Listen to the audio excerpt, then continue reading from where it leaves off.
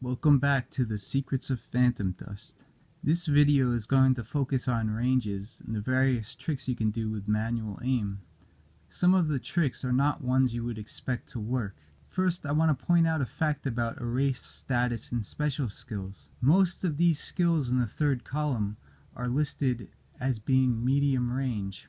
While they are good at that range, most actually have very long ranges which are still very good and hard to dodge. There are more of these erase, status, and special skills that reach long ranges than what's in this third column. The only skills I kind of know that don't work at long range are freeze shot, cooling, and vacuum bullet. Interestingly, some of these moves go longer ranges than some attacks that are listed as long range moves. Bloody Ritual also does not track well at long range. However, it has a significantly longer range than medium. You can use it best against distracted opponents who aren't moving as much, as its homing starts to get lost at long range. Entangle can go long range as well, but its accuracy drops.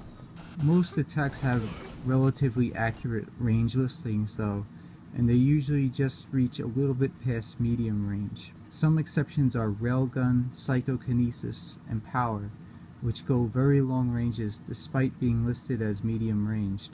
Psychokinesis is perhaps the most accurate attack in the game against both jumpers and cartwheelers. There is kind of a max range limit for most attack skills. When you lock onto someone, you'll see numbers next to the reticle. The numbers are some sort of distance measurement. Many long-range attacks start to trail off at around 60,000 plus range. Some seem to go a little further than others. When you're targeting people around 60,000 range, just know that your long-range attacks might start to not reach and you'll have to get closer. Many lasers have this limit to differing amounts. Take a look at the skills in the second column.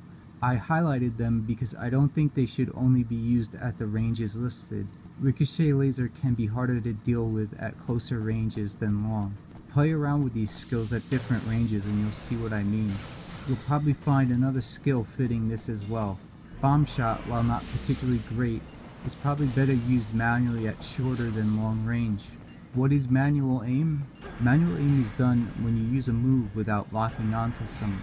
When you turn off lock on, projectiles generally shoot in the direction you pointed your camera, regardless of where your character is facing. They'll just turn and shoot in the camera's direction. Manual aim is good even if you're no FPS god. Even with poor aim, you can shoot slightly away from your opponent to fake them out into using shields. If they get psyched into using a single-use erase shield like Cyclone or Eraser, the entire shield is wasted and you keep your attack. Don't mindlessly shoot your attacks into players with shields, as many players use them to erase your attacks or freeze you.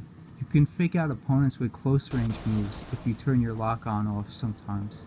With lock-on turned off, your character stands mostly in place using whatever move is equipped. When you use a close range move without locking on, your character turns in the camera direction and can stop short of hitting your opponent's erase shield. You have to be a little more careful with this because some players will try to get close with stuff like Fortress of Iron as you try to fake them out. It's still useful though. Faking out shields to find out what someone is using can be helpful to let your teammate know about. This can help you decide whether it's worth shooting to possibly get erased, frozen, or paralyzed. Once you get to know shield strengths, you can know whether your single-use attack can break a shield or not, and whether you should still use it.